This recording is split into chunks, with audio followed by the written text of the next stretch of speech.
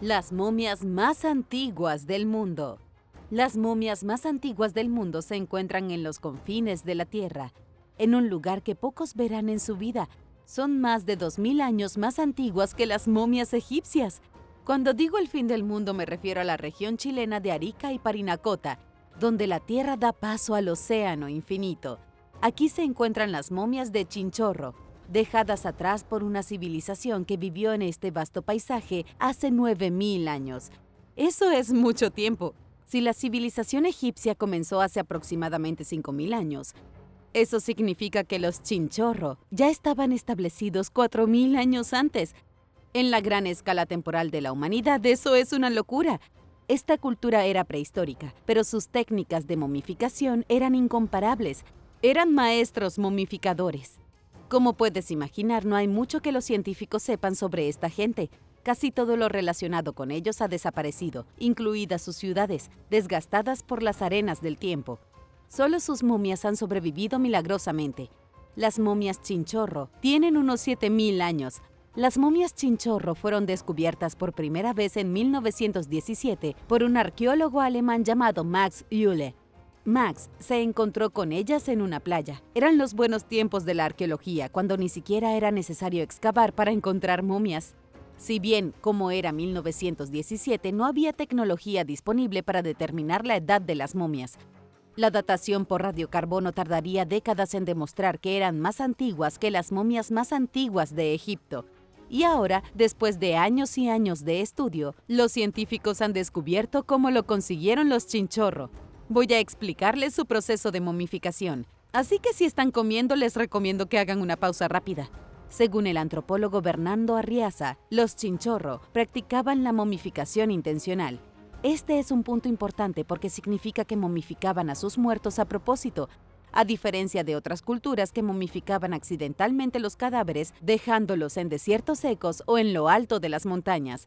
El primer paso era hacer una incisión en el cuerpo, luego, al igual que en el antiguo Egipto, se extraían los órganos. Solo que los Chinchorro no los ponían en elegantes jarrones para órganos como lo hacían los egipcios. Mientras las cavidades del cuerpo se secaban, se quitaba la piel. No envidio a quien hizo este trabajo. Tuvieron que quitar toda la piel y luego procesarla como un cazador procesa la piel de un ciervo. El cuerpo hueco y sin piel se rellenaba con fibras vegetales, hierba, tierra y plumas. Luego, cuando todo estaba listo, se usaban juncos como hilos de coser para volver a coser la piel al cuerpo disecado. ¿Por qué no la dejaron puesta desde el principio? El rostro se cubría con una máscara de arcilla y se pintaba de negro. El cuerpo se pintaba de rojo brillante, y luego la momia se dejaba en la arena del desierto de Atacama para que descansara eternamente. Y así fue durante 7000 años hasta que Max Uhle las encontró. El gran misterio es que los científicos no saben por qué la cultura prehistórica planeó la idea de la momificación. Estos fueron los primeros pueblos que momificaron a sus muertos a propósito, pero Egipto se lleva la mayor parte de la gloria. Y ahora un breve descanso, pero primero quería agradecerles a todos nuestros suscriptores por apoyar a este canal. Asegúrate de suscribirte si aún no lo has hecho para ver más videos como este. Mosaico de Oklahoma de 200.000 años de antigüedad. La ciencia convencional nos dice que las primeras personas llegaron a América del Norte hace unos 22.000 años. Pero si ese es el caso, ¿cómo explica la ciencia convencional el piso de mosaico de 200.000 años de antigüedad descubierto en Oklahoma? En 1969, unos trabajadores de la construcción se toparon con una estructura que no reconocían del todo. Era un suelo plano, perfectamente uniforme, obviamente creado por manos humanas. En ese momento no se dieron cuenta, pero los trabajadores de la construcción estaban parados sobre un descubrimiento que reescribiría la historia de los Estados Unidos. En las semanas posteriores al descubrimiento hubo mucho entusiasmo en la comunidad arqueológica. Tanto entusiasmo que The Oklahoman publicó un artículo que provocó un acalorado debate. Dentro del artículo habían fotografías en blanco y negro del mosaico, como puedes ver aquí. El artículo también contenía citas del geólogo de Oklahoma City, Durwood Pate. Durwood dijo: "Estoy seguro de que fue hecho por el hombre porque las piedras estaban dispuestas en conjuntos perfectos de líneas paralelas que se cruzan para lograr una forma de diamante, todas apuntando hacia el este". Esa es una cita directa de Durwood después de estudiar el mosaico. Durwood también afirmó haber encontrado un agujero para poste, posiblemente utilizado para sostener algún tipo de pilar. y encontró una sustancia parecida a la lechada entre cada piedra individual del mosaico. Su opinión experta era que el mosaico había sido realizado por una civilización inteligente. Ahora es cuando las cosas se descontrolan por completo. La evidencia geológica indica que el mosaico tiene una friolera de 200.000 años de antigüedad. Tus oídos no te engañan. Esta estructura es más antigua que cualquier otra cosa que se haya encontrado en cualquier lugar del planeta. Es anterior a las pirámides egipcias por 195.000 años. Durwood no fue el único que estudió la anomalía. El geólogo Delbert Smith dijo, claramente fue colocada allí, pero no tengo idea de quién podría haberlo hecho. Delbert afirmó que el mosaico parecía cubrir un área de varios miles de metros cuadrados. También hubo detractores en 1969. El doctor Robert Bell, de la Universidad de Oklahoma, afirmó que el mosaico no era más que una formación natural. Se negó a creer que existiera una civilización hace 200.000 años. Desafortunadamente, el sitio ya no existe. Está completamente destruido. Después de 2 semanas, los trabajadores de la construcción continuaron con su excavación. Todo fue destruido para construir un almacén de alimentos. Durwood también dijo que antes de que continuara la construcción, los lugareños visitaban el lugar y rompían pedazos del mosaico para llevárselos a casa. Tal vez algunos de esos pedazos se olvidaron, se empacaron en cajas y se guardaron en áticos en todo Oklahoma. Déjame saber en los comentarios si tú o alguien que conoces tiene un pedazo de esos. La túnica perdida de Alejandro Magno. Se ha encontrado una prenda ceremonial en una tumba que pertenecía a Alejandro Magno. Su tumba aún está desaparecida, así que no te emociones mucho. Pero si los expertos tienen razón, este artefacto puede haber sido usado físicamente por uno de los generales más grandes que este mundo haya visto jamás. Es como encontrar los zapatos de Julio César o el vestido de Cleopatra en la tumba del medio hermano de Alejandro, Filipo III de Macedonia. Los investigadores recuperaron una túnica púrpura. Los griegos llamaban a esta prenda de vestir Mesolucón Sarapis. Lo malo es que la túnica está en lo que podríamos llamar un estado fragmentario. Es como si alguien la hubiera metido en un horno y se hubiera vuelto quebradiza y se hubiera roto en cientos de pedacitos. Mira esta foto de cuando se descubrió por primera vez en 1977. En realidad no parece una túnica en absoluto, pero te aseguro que lo es. De hecho, necesito que mires esta otra foto. Esta es una versión coloreada de un grabado de Vie de Savants Illustres de Louis Fourier de 1867. Muestra a Alejandro Magno con una túnica púrpura, la misma túnica púrpura de la caja. El tipo de verde que está sentado frente a Alejandro es el legendario filósofo Aristóteles. Un hecho poco conocido es que Alejandro y Aristóteles murieron con 1 año de diferencia. Alejandro en el año 323 a.C. y Aristóteles en el año 322 a.C. Aunque la túnica fue descubierta inicialmente hace casi 50 años, fue hasta hace poco que el profesor Antonios Barciocas realizó un estudio para confirmar que Alejandro era el dueño de la túnica. Antonios dijo que la descripción física de la túnica real de Alejandro coincide exactamente con lo que se encuentra en la tumba. Un análisis químico y microscópico reciente reveló que la túnica estaba hecha de un tinte púrpura especial. El tinte estaba reservado para su uso en la confección de ropa de élite. La túnica era algo que solo habría sido usada por la realeza. Pero, ¿por qué estaba la túnica en la tumba del hermano de Alejandro? Antonio se explicó este enigma con bastante facilidad. Dijo que después de la muerte prematura de Alejandro en Babilonia, la túnica fue heredada a Filipo. Eso tiene sentido si lo piensas. Por supuesto, Filipo conservaría la túnica de su hermano como un tesoro sentimental. Después de todo, ¿no querrías un recuerdo de tu ser querido si muriera? Es una pena que la túnica no pueda resolver el misterio de la tumba perdida de Alejandro. Los arqueólogos han encontrado la tumba de su hermano, su padre, su hijo, pero no la de Alejandro. La tumba a otro mundo. Rituales, ceremonias prehistóricas y la mejor puesta de sol que jamás hayas visto. Todo esto se puede encontrar en uno de los sitios prehistóricos más famosos de Escocia. Es un lugar tan alejado de los caminos trillados que, si alguna vez lo visitas, lo más probable es que lo tengas todo para ti. El sitio arqueológico del que hablo es la tumba de Maeshowe, ubicada en Orkney. Las Islas Orcadas están a 16 kilómetros de la costa de Escocia, mucho más allá de las tierras altas. La región alberga lugares como Skarabree, un pueblo construido por humanos del Neolítico, y el mágico círculo de piedras del Anillo de Brodgar. Había mucho que hacer aquí en la antigüedad. Al acercarte al túmulo funerario de 5.000 años de antigüedad, no te vas a impresionar especialmente. La tumba de Meshow parece una colina verde común y corriente desde la distancia. Sin embargo, no es natural en lo más mínimo. Es lo que hay debajo de la colina lo que atrae a los paganos modernos al antiguo lugar cada año en el solsticio de invierno. A través de una pequeña entrada, se accede a una proeza de ingeniería que no debería haber sido posible hace 5 milenios. Los constructores prehistóricos edificaron una tumba monumental alineada perfectamente con la puesta del sol del 21 de diciembre todos los años. Cuando los últimos rayos del sol comienzan a desaparecer, alrededor de las 3:15 del día 21, un estrecho haz de luz se desplaza por el pasillo abierto de la tumba. En unos momentos, el pasillo se llena de una luz dorada increíblemente brillante. La luz ilumina todo el interior y se concentra en la parte posterior para formar una puerta resplandeciente de puro brillo. Parece como si caminaras por el pasillo hacia la puerta resplandeciente. Desaparecerías en la luz y nunca más te verían. Los arqueólogos no creen que Mashon actuara como un portal a otra dimensión, pero eso no significa que tengan razón. Phil Hopkins, el gerente de Mashon, dijo que el monumento probablemente se utilizó para ayudar a los lugareños a lidiar con la depresión invernal. Ahora que nos acercamos al invierno en algunos lugares, creo que algunos de ustedes se pueden identificar con esto. Hace miles de años, los humanos prehistóricos de Escocia tenían que lidiar con la oscuridad durante 18 horas del día en invierno. No tenían Netflix ni chocolate caliente para mantenerse cuerdos. Por eso, esperaban con ansias un gran acontecimiento. En el solsticio de invierno, la gente se agolpaba alrededor de la tumba y se maravillaban ante la floración de la luz dorada en su interior. Esto habría rejuvenecido sus almas. Esto habría sido una promesa de que la luz del sol volvería en primavera. También puede haber actuado como una promesa de vida eterna en otro mundo. Los antiguos vieron el portal de luz y supieron que la otra vida era real.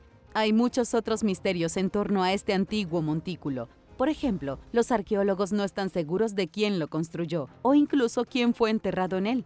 La cultura prehistórica de Orkney es uno de los misterios más fascinantes de Europa. El diluvio demostró ser real. Durante 150 años, los científicos han pasado por alto un aspecto muy importante en un antiguo mapa babilónico del mundo. Nadie se dio cuenta de que el mapa, que por cierto se considera el mapamundi más antiguo jamás hecho, tiene una referencia al diluvio bíblico. La Biblia copió su legendaria fábula de Noé, su arca y todos sus animales. Plagiaron todo, cambiando algunos nombres para hacer la suya.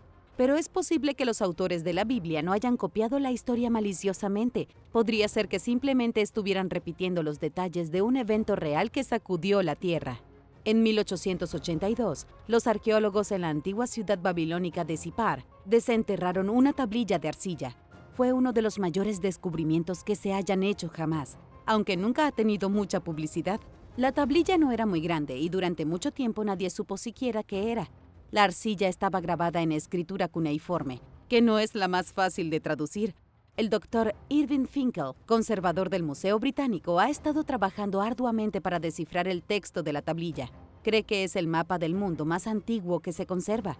El mapa muestra Babilonia, algunas otras ciudades y el río Éufrates, todo ello rodeado por un límite de agua etiquetado como Río Amargo. Río Amargo probablemente significa océano. Este mapa representa el mundo entero tal como lo conocían los babilonios hace 3000 años. Incluso muestra tierras más allá del mundo conocido, llenas de magia. Las tierras eran el hogar de árboles que producían joyas gigantes, pájaros monstruosos y habitantes inhumanos. En el reverso de la tablilla de arcilla hay un enorme bloque de texto que describe todas estas tierras extrañas y místicas. Irving Finkel descifró recientemente unas pocas líneas de texto que describen una gigantesca embarcación conocida como Parsik-Tu. Esto es asombroso porque las únicas otras referencias a un Parsik-Tu se encuentran en otras tablillas babilónicas que detallan el mito del diluvio. El Parsik-Tu era el arca. En la versión babilónica de la historia, Noé es reemplazado por un hombre llamado Utnapishtim. Puede que tengan nombres diferentes, pero sus historias son la misma. Noé y Utnapishtim salvan a todos los animales del mundo de un diluvio devastador. Incluso aterrizan en el mismo lugar. El arca aterriza en el monte Ararat y el Parsik-Tu aterriza en el monte Urartu. La mayoría de los eruditos piensan que las montañas son una sola. Hay una segunda esfinge. En el antiguo Egipto, las esfinges viajaban normalmente en parejas. Se podían encontrar 2 esfinges delante de las tumbas, fuera de los edificios importantes y guardando las puertas. Así que déjame preguntarte sin rodeos, ¿por qué hay solo una esfinge en las pirámides de Giza? ¿Por qué falta una de ellas? El arqueólogo Michael Poe está convencido de que solían haber 2 esfinges delante de las pirámides egipcias. Hay pruebas que apuntan a que ambas esfinges originales se construyeron antes de las pirámides. Es posible que pertenecieran a una cultura anterior y más avanzada. Esta es una gran sorpresa. La revelación tiene el potencial de cambiar los libros de historia, así que respiren hondo si lo necesitan. Las cosas solo se van a poner aún más locas. Empecemos por nuestro amigo Kefren, el hijo del faraón Keops. Keops fue quien construyó la Gran Pirámide de Giza como su lugar de descanso final. Su hijo Kefren construyó la segunda pirámide más alta de Giza. Kefren fue también quien supuestamente mandó a tallar su rostro en la esfinge. Una gran controversia rodea la datación de la esfinge. Muchos eruditos afirman que fue construida por Kefren alrededor del año 2570 a.C. para proteger la ruta de la procesión hacia su pirámide. No obstante, hay relatos antiguos inusuales que cuestionan esta teoría. Un relato afirma que Kefren descubrió la esfinge enterrada en el desierto. Ya tenía un rostro propio, pero Kefren la destruyó. Modificó la esfinge para que tuviera su propio rostro. En la misma fuente, que es un papiro antiguo y fragmentado, se afirma que originalmente habían 2 esfinges. La otra estaba en el lado opuesto del Nilo. Sorprendentemente, hay otros relatos de viajeros griegos, romanos y musulmanes que describen la segunda esfinge en Giza. Incluso puedo darte algunos nombres como Al-Idrisi, Ibn Battuta y Nasir y Khosrau.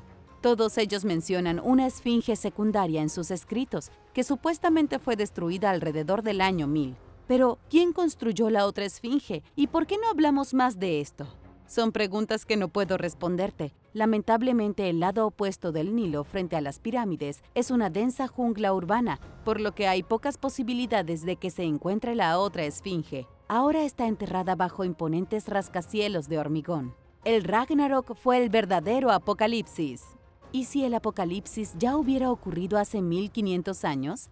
Según un nuevo artículo publicado en el Journal Archaeological Science Reports, el Ragnarok fue un hecho real. El apocalipsis vikingo casi acabó con todos los habitantes de Dinamarca. En las antiguas sagas nórdicas, todo termina en el Ragnarok. Una serie de acontecimientos aterradores conducen a una batalla final, similar a la que se libró en Armagedón en la versión bíblica del fin de los días. Thor, Odín, Heimdall, Loki, todas tus deidades vikingas favoritas son destruidas y el mundo arde. No quiero ponerme como el Antiguo Testamento, pero eso es el Ragnarok. En la mitología nórdica, el Ragnarok es la muerte de los dioses y la incineración del mundo, seguida de un diluvio universal. Luego, una vez que el planeta ha sido limpiado, un nuevo mundo surge de las cenizas. Los paralelismos entre las antiguas sagas nórdicas y la Biblia son un tanto impactantes. La saga del Ragnarok dice que después de que el diluvio destruyera el mundo, este será repoblado por 2 sobrevivientes humanos. La Biblia habla de Adán y Eva. Los vikingos tenían a Lift y Lifthrasi.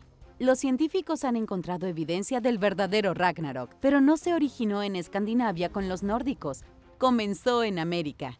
A mediados del siglo VI, se produjeron 2 erupciones volcánicas en América del Norte. Estos volcanes liberaron cantidades tan enormes de ceniza y dióxido de azufre que fueron arrastrados a la atmósfera y arrastrados por el viento. La masa imparable de ceniza llegó al hemisferio norte, donde bloqueó el sol y provocó un cambio drástico en el clima. Fue un invierno instantáneo y las cosas no fueron bien para los afectados. Hay relatos de que esto sucedió en todo el mundo. En China, los cronistas escribieron que el sol brillaba pálido y frío como la luna. ¿Te gustaría vivir en un mundo de invierno permanente? A algunos de ustedes tal vez no les importe, pero escuchen esto. Junto con la luna pálida llegaron las cosechas fallidas. En China, de repente, se acabó la comida. Sin el sol en el cielo para producir alimentos, no había mucho para comer. Los científicos del Museo Nacional de Dinamarca querían algo más que relatos escritos. Recurrieron a los árboles para encontrar una explicación. Al cortar árboles y estudiar sus núcleos, pudieron identificar 3 años específicos en los que los árboles sufrieron un crecimiento lento y obstaculizado: 539, 540 y 541. Esos fueron los años del Ragnarok. El registro arqueológico de esos 3 años muestra un aumento de tesoros enterrados. Parece que la gente de toda Dinamarca enterraba sus objetos de valor como ofrendas ceremoniales. Estaban tratando de suplicar a los dioses que les devolvieran el sol. En el mito del Ragnarok, antes del apocalipsis, está el invierno de inviernos, Winter. Justo antes de que todo se vuelva loco, el invierno eterno cae sobre la tierra. Cuando el verano nunca llegó en el año 539 y luego volvió a faltar al trabajo en el año 540, la gente de Dinamarca debió pensar que el invierno de inviernos estaba a punto de llegar.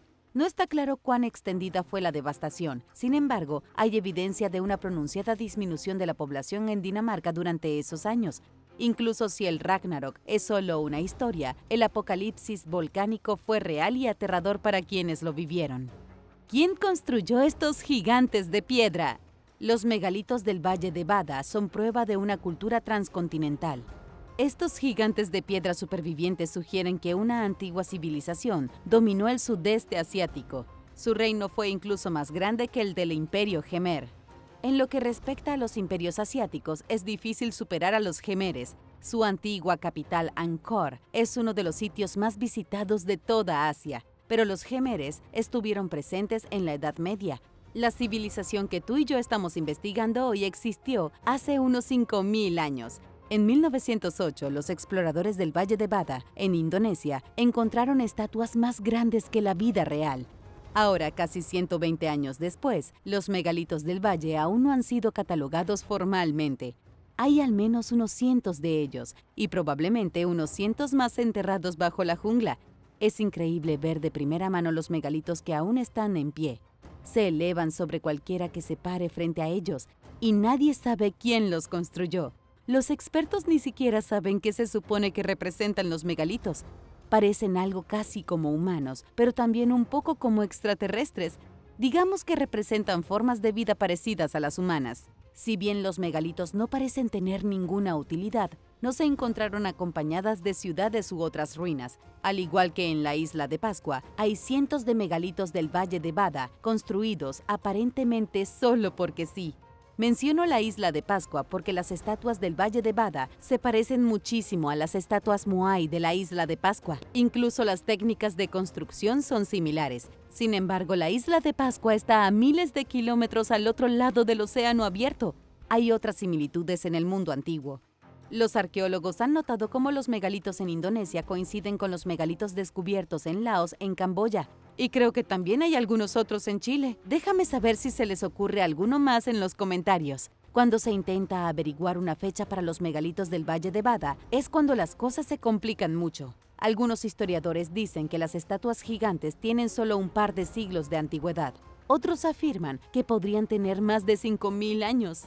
Si son realmente antiguos, anteriores al mismísimo Stonehenge, es un misterio jugoso. Podría significar que hubo una civilización marinera, una que construyó megalitos al estilo similar en Asia, el Océano Pacífico y quién sabe a dónde más. En los siglos transcurridos, desde que los megalitos llegaron a la jungla, se han contado historias extrañas para explicarlos. Algunos aldeanos locales afirman que los megalitos son criminales viciosos que fueron convertidos en piedra. Otros afirman que son víctimas de sacrificios humanos. Incluso hay rumores de que los megalitos tienen poderes sobrenaturales. Se dice que desaparecen solo para aparecer kilómetros de distancia en un lugar totalmente diferente.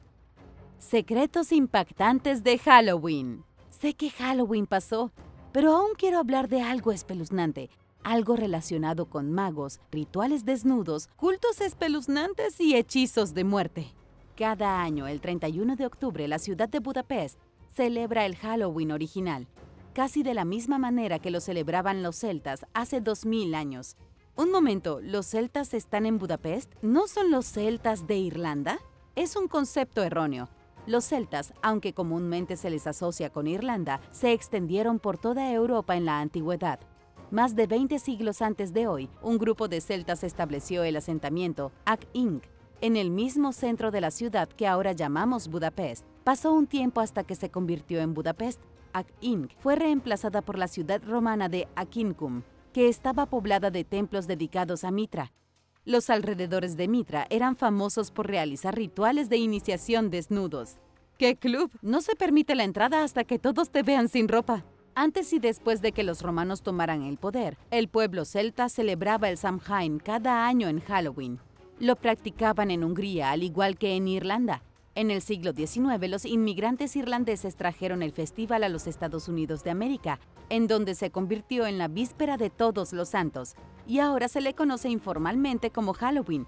El Museo Akin-Kum, en Budapest, es el único lugar en la ciudad donde se puede encontrar un evento público de Samhain en estos días. Es el único lugar donde la herencia celta no ha sido enterrada bajo innumerables toneladas de historia cambiante. La verdad de los celtas originales está literalmente enterrada debajo de Budapest. Los arqueólogos nunca han encontrado el asentamiento de Ak-Ink. Hubo un gran cementerio de hace 2300 años encontrado en 2004, pero eso es lo más cerca que alguien ha podido estar. ¿Puedes adivinar por qué la gente de Irlanda, Escocia y Gales se asocia más a menudo a los celtas que los otros europeos? Esto se debe a que la cultura celta sobrevivió aislada en las Islas Británicas. Los celtas de Hungría se disolvieron al mezclarse con otras poblaciones. En Irlanda, la gente se considera descendiente directa de los celtas. Es por eso que Samhain es tan popular en Irlanda, pero solo recientemente se volvió a considerar en Hungría después de haber desaparecido desde la Edad Media. Secretos de las civilizaciones de la jungla. La extensión de la civilización en las tierras bajas mayas supera con creces todo lo que los arqueólogos habían imaginado. Pirámides, plazas, ciudades enormes, depósitos de agua secretos, todas estas características y más se están encontrando ocultas en la jungla mexicana. Cuando te diga cuántas estructuras se están encontrando, te quedarás atónito. Según los profesores de la Universidad de Tulane, los investigadores encontraron 6.700 estructuras en la jungla cerca de Campeche. ¡6.700 es mucho! La civilización maya era mucho más densa de lo que nadie pensaba. Una de las estructuras más impresionantes era una ciudad real. Los investigadores identificaron una metrópolis de hace 1500 años. El nombre de la ciudad es Valeriana y albergaba un campo de pelotas y pirámides con templos. Los científicos creen que fue una importante capital política para los mayas, pero nadie había oído hablar de ella antes. Eso es porque la jungla se la había comido. Algunas de estas estructuras antiguas fueron encontradas por arqueólogos que vadeaban pantanos y bosques remotos. El resto se encontró utilizando tecnología LIDAR. El LIDAR es algo de lo que he hablado extensamente en el canal. Es una tecnología realmente asombrosa para los arqueólogos. La datación y medición de distancias por luz se utiliza para escanear áreas de la jungla, creando un mapa 3D de la superficie debajo de los árboles. Es como la visión de rayos X para la jungla, lo que expone estructuras que ningún ojo humano ha visto en milenios. Los científicos están empezando ahora a reconstruir el alcance completo de la civilización maya. Hasta hace poco, los arqueólogos estudiaban principalmente áreas que ya se sabían que contenían ruinas antiguas. Con la ayuda de escáneres láser, ahora está claro que casi cada centímetro cuadrado de la selva estaba cubierto de estructuras mayas. La densa selva de Campeche, hace 1500 años, no era tan espesa como lo es ahora. Era un paisaje urbano densamente poblado. Los mayas diseñaron la selva para satisfacer sus necesidades. Luego, cuando su civilización colapsó, la selva lo recuperó todo. Los científicos van a pasar décadas reconstruyendo a los mayas, pero México no es el único lugar donde una civilización fue tragada por una selva. Recientemente se encontró exactamente lo mismo en el Amazonas. Los científicos dicen que el 90% de la historia humana en la selva amazónica fue tragada por la selva. Un equipo de especialistas del Centro Nacional de Investigación Científica de Francia encontró recientemente una pequeña parte de esa historia. Una vez más, lo hicieron utilizando tecnología LIDAR. Los científicos escanearon la selva y encontraron una ciudad en Ecuador de hace 2500 años. Al igual que el nuevo descubrimiento en México, los científicos encontraron evidencia de que la selva ecuatoriana es diferente hoy en día de lo que era en el año 500 a.C. El equipo dice que hasta 100,000 personas vivían en la zona. Eso es una tonelada de gente. Mucha gente habría talado una parte importante de la selva para hacerla habitable. El investigador Antoine Dérisson le dijo a la BBC que la forma en la que vemos las culturas amazónicas está cambiando. Los amazónicos no vivían en pequeños grupos de personas parcialmente desnudas en chozas de paja. Vivían en sociedades urbanas complejas, como las encontradas en Grecia, Egipto o Mesopotamia. La pregunta es ahora, ¿dónde fueron estas personas? La civilización amazónica desapareció alrededor del año 600. Lo que sea que les haya sucedido no tuvo nada que ver con los españoles. No llegarían hasta casi otros 1000 años después. Número 10. La Roca Verde en Hattusa. En Çorum, una ciudad aparentemente aburrida de Turquía, se encuentran las ruinas de Hattusa, la capital imperial de la civilización hitita. Desaparecieron repentinamente alrededor del año 1180 a.C., después de siglos de ejercer el poder sobre una franja de tierra que se extiende desde Siria hasta los Dardanelos en el noroeste de Turquía. Los hititas dejaron palacios, templos y otros objetos que dan testimonio de la antigua gloria del imperio, pero muchas de estas estructuras están en ruinas y los investigadores reconocen que saben muy poco sobre la sociedad. Muchos de lo que los eruditos saben sobre los hititas se obtuvo de las ruinas de Hattusa, que consisten en un palacio real, 31 templos, numerosas puertas y docenas de túneles y pasadizos ocultos. Tan impresionante como es la arquitectura de la ciudad, muchos turistas son atraídos al sitio por una gran roca verde brillante que se encuentra en el gran templo en la parte inferior de lo que alguna vez fue una próspera metrópolis. Probablemente esté hecha de roca de serpentinita, nefrita o jade, que no son infrecuentes en toda la región. Pero no es el material lo que desconcierta a los expertos, sino que es el hecho de que la roca ha permanecido en una sola pieza durante tanto tiempo y parece muy diferente a las otras cercanas. Los arqueólogos aún tienen que identificar los orígenes, el propósito y la historia de la piedra, así como la manera en que fue transportada al sitio. Los lugareños, por otro lado, la llaman la piedra de los deseos. Aún continúan los esfuerzos para resolver este misterio de siglos.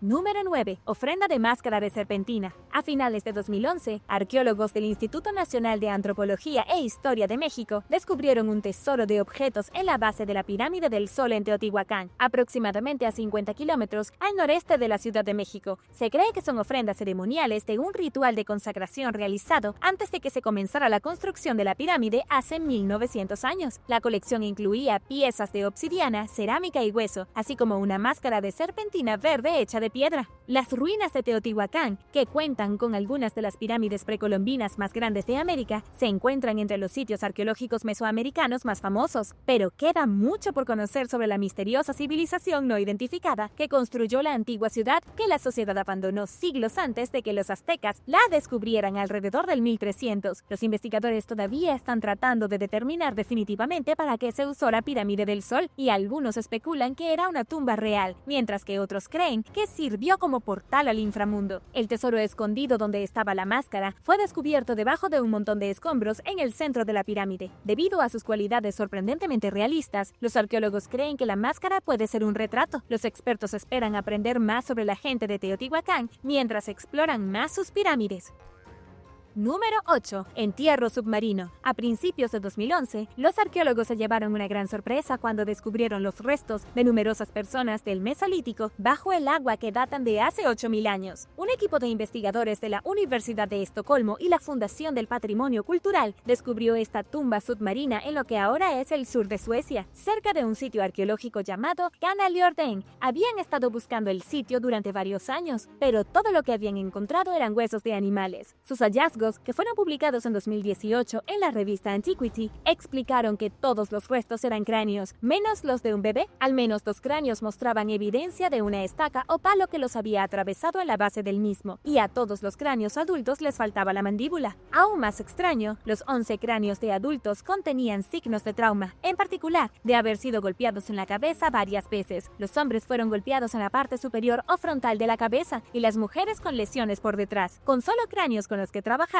fue imposible para los expertos determinar qué causó la muerte de las personas, pero las lesiones en este caso no parecían potencialmente mortales. Curiosamente, las personas durante la era mesolítica eran cazadores-recolectores y no eran conocidos por ser violentos. De hecho, la civilización no era conocida por participar en ninguna costumbre funeraria espantosa. Se apegaron a formas sencillas y respetuosas de separarse del difunto. Las calaveras en los postes no eran lo que esperaban encontrar. Entonces, ¿qué estaban haciendo estas personas aquí y quiénes eran ellos? Hace 8000 años, este sitio de enterramiento habría estado en el fondo de un lago poco profundo, cubierto de piedras muy compactas. La suposición es que estos cazadores-recolectores clavaron estacas en los cráneos como una forma de ahuyentar a los enemigos, más que como un ritual de entierro. Prácticamente todo lo relacionado con el entierro y las extrañas circunstancias sigue siendo un misterio. Es posible que estas personas fueran transportadas aquí, pero la ubicación acuosa de los restos también fue extraña para la sociedad antigua que había enterrado a los individuos. Y ahora el número 7, pero primero asegúrate de suscribirte si aún no lo has hecho y también haz clic en la campanilla de notificaciones, así no te perderás los próximos videos.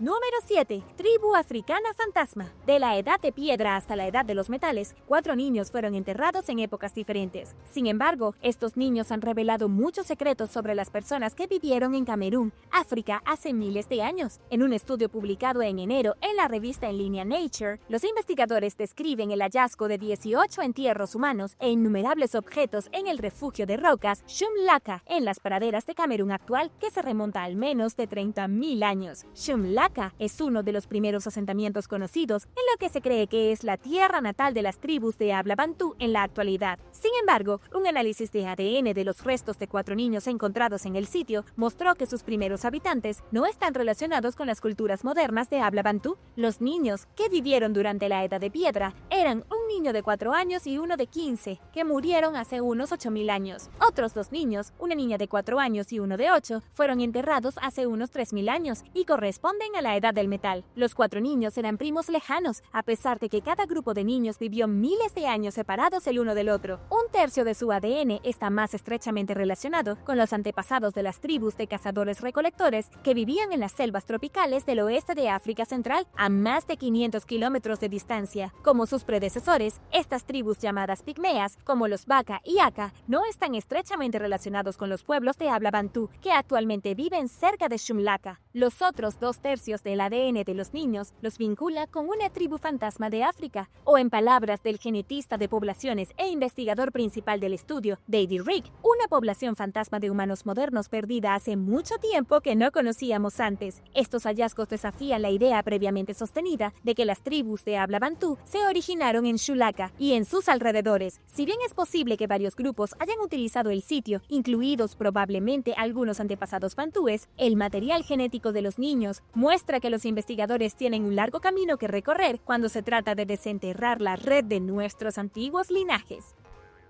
Número 6. Extrañas esculturas de piedra. Los investigadores pasaron décadas debatiendo sobre los orígenes de una serie de extrañas estatuas de piedra conocidas como la colección Lazario o Biblioteca de Agua y Baná, descubiertas por un monje llamado José María Nazario en Puerto Rico durante el siglo XIX. Las figuras varían en forma y tamaño. Algunas se parecen a los humanos y muchas están marcadas con símbolos que nunca se han observado en otro arte antiguo. Científicos perplejos teorizaron que las marcas pueden construir un sistema de escritura desconocido de una civilización precolombina. Mientras tanto, otros tomaron la naturaleza extraña de las esculturas como evidencia de que posiblemente fueron creadas por miembros de las 10 tribus perdidas de Israel. Muchos especularon que los objetos eran un engaño, basados en la aparentemente fantástica historia de Nazario sobre cómo encontró las figurillas en la casa de una anciana moribunda, quien supuestamente lo convocó a su cabaña en las montañas y le dijo dónde buscarlas. Sin artefactos similares conocidos con los que compararlos, probar o refutar la autenticidad de las estatuas fue especialmente complicado. Finalmente, los investigadores dejaron de intentarlo más o menos. La misión fue revivida en 2001, en medio de un renovado interés entre los académicos, y el año pasado, los expertos realizaron un examen microscópico de las esculturas en el laboratorio. Los resultados de las pruebas revelaron que la colección fue definitivamente tallada en algún momento durante el siglo XVII, lo que muestra que las estatuas no son falsificaciones ni están asociadas a las 10 tribus perdidas de Israel. Pero quedan muchas preguntas sin respuesta, incluido quién creó las figurillas y qué significan sus símbolos no identificados. ¿Alguna conjetura? Déjame saberlo abajo en los comentarios. Número 5. Cascos de calavera. Un estudio impactante informó en 2019 que se encontró a bebés de hace 2100 años con cascos hechos con cráneos de niños. Publicado en la revista Latin American Antiquity, los investigadores comparten que los antiguos cráneos de bebés estaban encerrados en cráneos pertenecientes a niños mayores. Fueron encontrados en un sitio de excavación en Salango, en Ecuador. Los restos de aproximadamente 11 personas fueron desenterrados en el sitio, junto con muchos otros objetos que datan de hace aproximadamente 2000 años, una época en que la sociedad conocida como Wangala vivía allí. Esta cultura prosperó desde el año 100 después de Cristo hasta aproximadamente el 800 después de Cristo, pero muchas de las tradiciones y prácticas de esta tribu siguen siendo un misterio. 2 de los restos encontrados eran bebés con cráneos de niños mayores ajustados cómodamente sobre los suyos, como si fuera un casco. Los investigadores no saben si los niños eran parientes o por qué estos cráneos se usaron como cascos para bebés. Es el único caso conocido de restos de bebés equipados decorados con cráneos de calaveras, señalaron que muchas de las primeras culturas sudamericanas consideraban la cabeza humana como un símbolo poderoso, apuntando hacia una posible explicación del descubrimiento. Los huangalas son famosos por su cerámica que tiene representaciones realistas de rostros humanos. Quizás esta práctica o tradición funeraria estaba relacionada de alguna manera con un volcán activo cercano o con algún tipo de ritual para apaciguar a los dioses. Número 4. Arte rupestre de amputación. Numerosos sitios de arte rupestre paleolítico en toda Europa presentan imágenes de manos a las que le faltan dedos, lo que lleva a los investigadores a tratar de averiguar por qué. Durante mucho tiempo, las teorías predominantes argumentaron que las imágenes representaban señales de mano o un sistema de conteo, pero en un artículo de 2018, publicado en el Journal of Paleolithic Archaeology, un trío de investigadores sugirió una explicación alternativa, que las manos a las que les faltaban los dedos fueron pintadas por personas que participaron en prácticas rituales de amputación. En otras palabras, personas a las que les faltaban dedos crearon estas imágenes. Pero ¿por qué a tanta gente le faltaban dedos? Ciertamente no fue congelación, ya que gran parte de las obras de arte se encontraron en regiones donde las temperaturas bajo cero son raras. Los investigadores examinaron las huellas de manos de la edad de piedra en todo el mundo, así como información etnográfica sobre el tema, e identificaron 121 sociedades que practicaban hasta 10 rituales distintos de amputación de segmentos de dedos. ¿Sabías esto? Yo no lo sabía. Estas civilizaciones existieron entre África, Asia, Oceanía y las Américas, y sus prácticas de amputación son una explicación probable de su obra de arte. Pero ¿por qué las sociedades antiguas eliminaban sus dedos o segmentos de sus dedos? Las razones probablemente varían mucho. Por ejemplo, en algunas sociedades, la gente se quitaba los dedos por la pérdida de sus seres queridos. En otro caso extraño, a veces, las mujeres le cortaban el dedo a su hijo creyendo que le estaba buena suerte, y luego la madre se lo tragaba. Los dedos también fueron amputados como castigo a criminales en muchas sociedades. A pesar de las correlaciones entre la amputación de las sociedades antiguas y la falta de dedos en su arte rupestre, no hay pruebas concretas de que la práctica de eliminar estos apéndices explique las imágenes, pero los hallazgos representan un paso importante para explicar definitivamente si estos dos factores están relacionados y exactamente cómo.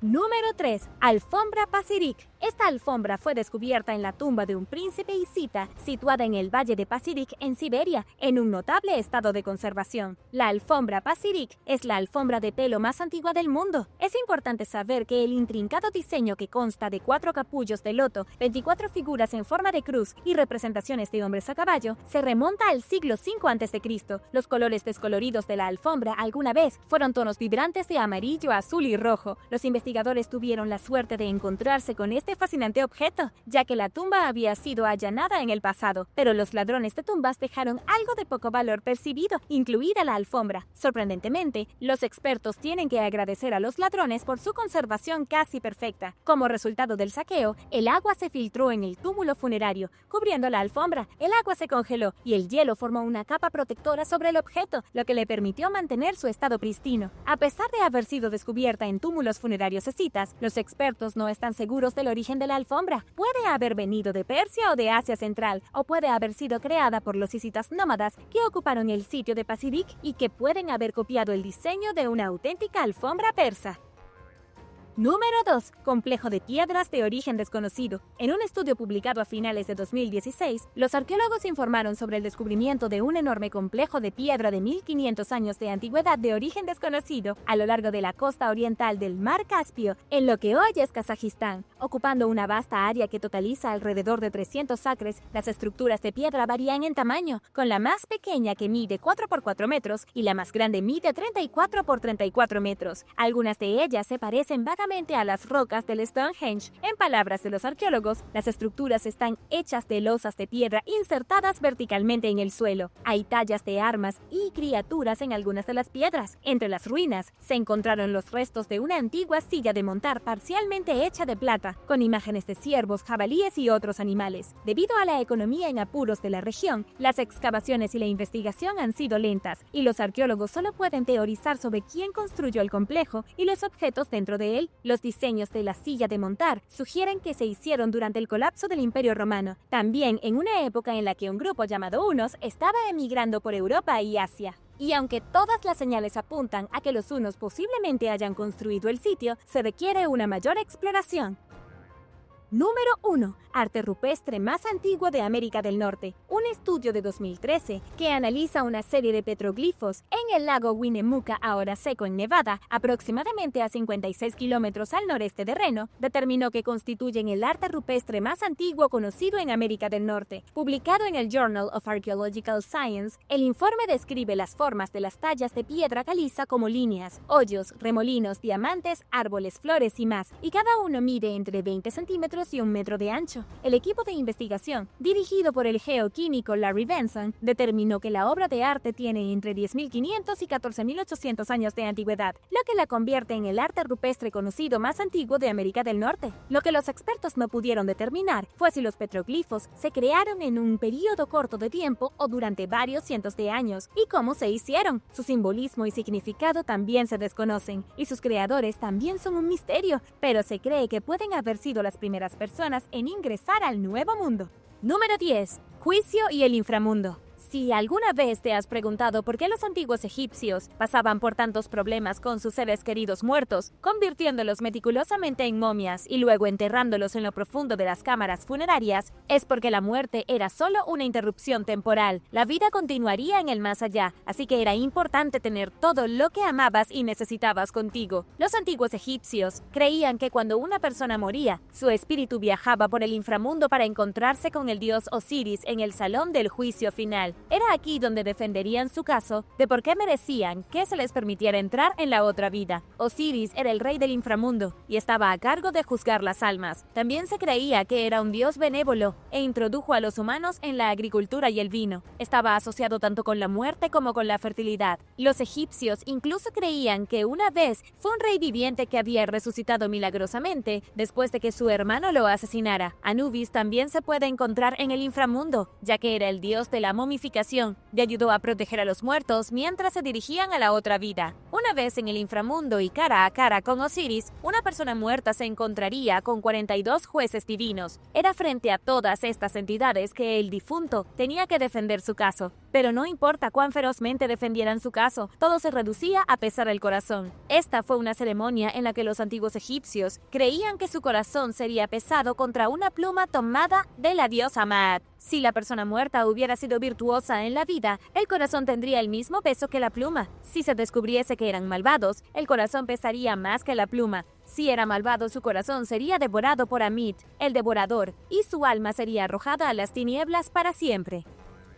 Número 9. Las figuras alienígenas de Ubaid. Las figuras alienígenas de Ubaid son una prueba de que los señores reptiles tenían una gran influencia sobre nuestros antepasados antiguos, o que a los antiguos realmente les gustan las representaciones de lagartos y los honraban como sus dioses. Las figurillas fueron encontradas en el sitio arqueológico de Al-Ubaid, construido hace 7000 años por los sumerios. Los sumerios fueron una de las primeras civilizaciones importantes en la historia de la humanidad y dejaron un gran legado escrito en tabletas y tallado en esculturas. Lo que es realmente extraño es que las figurillas representan claramente figuras humanoides que parecen ser híbridos de humanos y reptiles. Algunos creen que las figurillas son representaciones de monstruos alienígenas que descendieron del espacio y proporcionaron conocimiento cósmico secreto a los sumerios. Este conocimiento les permitió florecer como sociedad e impulsar la civilización humana hacia adelante. Otros creen que las figurillas son simples representaciones de dioses reptiles soñados por los antiguos sumerios, que provienen de sus propias historias y leyendas de creación. El período Ubaid duró entre el 5500 y el 4000 a.C., hasta el comienzo de la civilización tal como la conocemos. Las figuras fueron excavadas en lo que hoy es Irak. Según el Museo Metropolitano de Arte, se hicieron con arcilla cocida y muestran reptiles masculinos y femeninos, todos los cuales tienen cabezas de lagarto. Algunas figurillas sostienen bastones o cetros, y las hembras sostienen a los bebés. Cada una fue moldeada en su propia pose única y todas parecen llevar un tipo de armadura en el hombro. Casualmente, las estatuillas fueron talladas exactamente al mismo tiempo que las aldeas comenzaron a tomar forma en toda la región. La gente dejó de cazar y recolectar y comenzó a construir grandes monumentos, así como a regar la tierra para cultivar. ¿Podría una raza de lagartos humanoides haber sido realmente responsable del repentino avance de la civilización? Los teóricos de los astronautas alienígenas dicen que sí. Número 8. El mal de ojo. Un antiguo amuleto mágico fue entregado recientemente a las autoridades de Israel, después de haber estado en posesión de una familia durante 40 años. Según Life Science, el amuleto tiene 1500 años y una vez se usó como parte de un collar. El amuleto está hecho de bronce y está inscrito con símbolos mágicos destinados a protegerlos contra los demonios y la maldición del mal de ojo. En el momento en que se elaboró el amuleto, el Imperio Romano de Oriente estaba en el poder. Gobernaron desde su capital, Bizancio, en lo que ahora es Estambul, en la Turquía moderna. El amuleto fue encontrado enterrado cerca de una antigua sinagoga judía por algunos lugareños y se guardó en su casa como una especie de recuerdo antes de ser entregado a las autoridades correspondientes. El amuleto sugiere que los judíos en la época pueden haber usado estas piezas mágicas de joyería para protegerse del mal, específicamente la maldición del mal de ojo, que era una creencia generalizada que se remonta al siglo VI a.C. Algunos de los primeros judíos creían que los magos podían arruinar su vida con una maldición simplemente dándoles una mirada maligna. De aquí es de donde viene el término mal de ojo. Cualquier mago lo suficientemente poderoso como para lanzar una maldición podría causar que su víctima sufriera heridas o una gran desgracia si no tuviera un amuleto mágico para protegerla. Número 7. Visiones divinas. El oráculo de Delfos fue una de las mujeres más poderosas del mundo antiguo. En la antigua Grecia, una civilización dominada por hombres en sus puestos más altos de la sociedad tenía una influencia sorprendente. Esto se debe a que los griegos creían que el oráculo podía ver el futuro y necesitaba ser consultado antes de tomar una decisión importante. Lo que mucha gente no sabe es que Delfi es, de hecho, una ciudad griega y que todavía se mantiene en pie, pero se remonta tan atrás que las líneas entre el mito y la realidad son un poco borrosas. Zeus supuestamente nombró la ciudad después de que fue liberada por el dios Apolo, quien mató a la serpiente gigante llamada Pitón que la custodiaba. Después de que mató a la serpiente, su cuerpo cayó en una grieta en la tierra y el cuerpo podrido arrojó vapores. Estos humos son supuestamente los que le dieron al oráculo su poder. Cuando inhalaba los vapores, caía en un trance violento y proclamaba sus visiones divinas. La gente que se estableció aquí construyó el legendario templo de Apolo y hombres de toda Grecia en posiciones de poder buscaron el consejo del oráculo. Ella les decía si debían ir a la guerra, cuándo debían plantar sus cultivos e incluso qué decisiones tomar en el gobierno local. Hubo diferentes oráculos a lo largo de los años y cada uno fue elegido especialmente del templo de Delfos para desempeñar el papel. Estas mujeres se llamaban Pitia y de alguna manera tomaron algunas de las decisiones más importantes de la sociedad griega.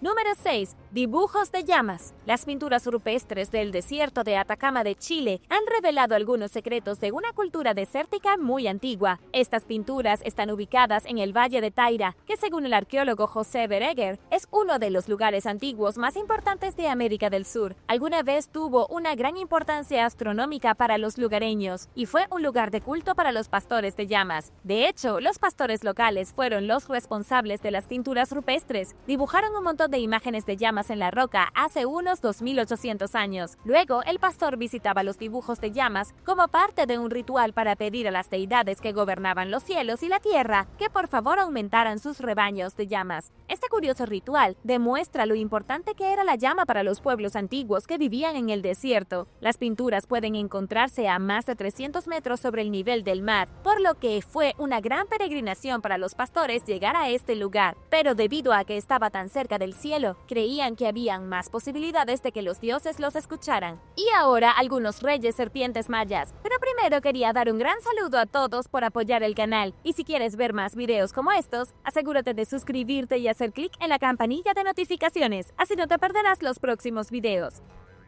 Número 5. Reyes serpientes mayas. Los arqueólogos de Guatemala desenterraron 2 tumbas mayas secretas debajo de un par de pirámides mayas que, según dicen, podrían ayudar a arrojar algo de luz sobre los misteriosos reyes serpientes que alguna vez gobernaron la región. Las tumbas fueron descubiertas a 483 kilómetros de la ciudad de Guatemala, en las antiguas ruinas de Holmul. Las personas fueron enterradas dentro de las tumbas en algún lugar alrededor del año 700 después de Cristo, justo en el momento en que la civilización maya colapsó misteriosamente. Dentro de las tumbas, los arqueólogos encontraron extraños artefactos con vínculos directos con los pocos conocidos reyes de las serpientes. Encontraron un emblema de la cabeza de serpiente, dientes hechos de jade, una tibia humana con inscripciones extrañas y y un colgante del dios Sol. Todos estos artefactos están asociados con la Casa de los Reyes Serpientes, algo así como una casa de gobernantes en Juego de Tronos, que gobernaron una vasta área en lo que hoy es Guatemala. Una de las tumbas contenía el cuerpo de un hombre que murió cuando era de mediana edad. Sus dientes tenían incrustaciones de jade, un símbolo de la realeza maya. En la otra tumba se encontró un artefacto jade con una inscripción que decía Yocmuntil Chan, Santo Rey de Canul. Ambos eran miembros de la misteriosa Casa de los Reyes Serpientes. Tenían su capital en la ciudad Sibanchek, a unos 160 kilómetros de Jolmul, en México. Los arqueólogos creen que esta casa secreta ejerció poder sobre una gran parte del territorio maya y probablemente lucharon contra los gobernantes de Tikal. También creen que Tikal eventualmente derrocó la Casa de los Reyes Serpientes, lo que quizás provocó el abandono y la ruina de las ciudades en Belice. Número 4. Abuelo Cocodrilo. La historia del origen de la nación insular del sudeste asiático de Timor Oriental está envuelta en mitos y secretos. Se dice que la isla de Timor Oriental cobró vida gracias al abuelo cocodrilo, por lo que hoy en día el cocodrilo es un animal venerado en la isla. Un niño rescató a un cocodrilo y se hizo amigo del reptil. Viajaron juntos por el mar, pero un día murió el cocodrilo y fue entonces cuando Timor Oriental se formó a partir del cuerpo de él. La leyenda se remonta a cientos de años, pero todavía se cree en muchas partes de la nación. De hecho, la creencia del cocodrilo coexiste con el catolicismo y sorprendentemente, esta reverencia de los cocodrilos ha creado una situación totalmente única en la que estos animales están protegidos por la ley y son adorados por los lugareños. La empresa de telecomunicaciones más grande del país tiene cocodrilos en su logo, al igual que su equipo de fútbol, e incluso hay rituales que involucran sacrificar cerdos a cocodrilos de agua salada para apaciguar al gran dios reptil. Número 3. Iglesias construidas por ángeles. Se cree que las iglesias excavadas en la roca de la Libela, en Etiopía, fueron hechas por ángeles. Hace 800 años, el rey Lalibela de Etiopía ordenó que se construyera una nueva capital en este lugar para cristianos devotos. La ciudad fue construida a 2.438 metros sobre el nivel del mar, en la meseta central. Fue por esta época que las 11 iglesias fueron talladas en un solo bloque de piedra. No se utilizó ni un solo ladrillo para la construcción, no se necesitaba madera e incluso hoy, los científicos no saben mucho sobre quién las construyó exactamente. Los arqueólogos confían en que simplemente fueron talladas en una enorme pieza de piedra, pero los fieles lugareños aún creen que las iglesias fueron construidas por los ángeles, y esto está respaldado por lo que dice la Iglesia Ortodoxa Etíope. Esto no es una gran sorpresa si se tiene en cuenta que Etiopía es uno de los reinos cristianos más antiguos del planeta, volviéndose devoto incluso antes del año 400. El rey Lalibela vivió alrededor del año 1200. Una de las razones por la que las iglesias son tales rarezas es que había formas más fáciles de construir cosas en ese entonces, además de tallar edificios de roca en la tierra. Para explicar la construcción aparentemente milagrosa, a la iglesia se le ocurrió la idea de los ángeles, y están estancados en eso desde entonces. Número 2. Princesa celta. Se descubrió una tumba a lo largo del río Danubio y puede pertenecer a una mujer que fue una verdadera princesa celta. En la cultura moderna, las princesas celtas son vistas como mujeres míticas que tenían poderes mágicos. Y lo creas o no, puede haber algo de verdad en esto. El gran entierro contenía el esqueleto de una mujer noble que era claramente rica. Fue encontrado cerca de la ciudad de Uneburg, en Alemania, con la tumba y todo su interior increíblemente bien conservado gracias al suelo. La cámara funeraria en sí estaba construida de madera, con un piso de roble aún intacto. Los arqueólogos pudieron fechar los árboles utilizados para la construcción de la tumba y descubrieron que habían sido talados hace 2620 años. Esto significa que la supuesta princesa fue enterrada en el 609 a.C. Sorprendentemente, la tumba logró evadir a los ladrones de tumbas durante casi 3000 años. Todos los tesoros fueron enterrados con esta mujer y aún estaban allí cuando los arqueólogos abrieron la tumba. Al ver lo importante que fue el descubrimiento, los arqueólogos transportaron todo de regreso al laboratorio utilizando grúas pesadas. La tumba pesaba aproximadamente 80 toneladas. En su interior encontraron piezas de joyería de oro, bronce y ámbar. También encontraron que la mujer fue enterrada con un niño, pero no han podido averiguar si el niño estaba relacionado con la mujer o no. En cuanto a la parte de la princesa, esta acusación se basa en la cantidad de tesoros encontrados en su tumba. Es lo más parecido que los arqueólogos han encontrado a las míticas princesas celtas, aunque todavía no saben su nombre, qué papel desempeñaba en la sociedad y si realmente tenía poderes mágicos. Número 1. Una historia de brujas. Hablando de magia, ¿te has preguntado alguna vez de dónde vienen las brujas? Sabemos que la gente tenía miedo de las brujas hasta hace unos pocos cientos de años. Pero ¿dónde comenzó todo? Nadie sabe exactamente cuándo aparecieron las brujas, pero la primera mención escrita de una bruja se encuentra en realidad en la Biblia y se cree que se escribió en algún momento entre el 931 y el 721 a.C. La historia, en el libro de Samuel, trata de que el rey Saúl tuvo que buscar a la bruja de Endor para convocar al fantasma del profeta Samuel muerto y ayudarlo a derrotar al ejército filisteo. También hay otras menciones de brujas en la Biblia, específicamente en el Antiguo Testamento, donde está escrito: no permitas que una bruja viva. Pero no fue hasta otros 1000 años que la historia de las brujas se apoderó de Europa a mediados del siglo XV. Todos conocemos las historias de caza de brujas e incendios, con un estimado de 80.000 supuestas brujas que fueron ejecutadas entre 1500 y 1660 en Europa. La histeria comenzó con la publicación del libro Malleus Maleficarum, escrito por dos alemanes en el año 1486. En el libro había una guía sobre cómo identificar e interrogar a las brujas. Se volvió tremendamente popular en toda Europa. Casi inmediatamente después de que el libro se hizo popular, fue cuando los europeos comenzaron a cazar y quemar a mujeres por asociarse con el diablo. Gracias por ver el video. ¿Qué piensas de las brujas? Déjame saberlo abajo en los comentarios. Y no olvides darle me gusta al video. Asegúrate de suscribirte antes de irte y nos vemos la próxima vez.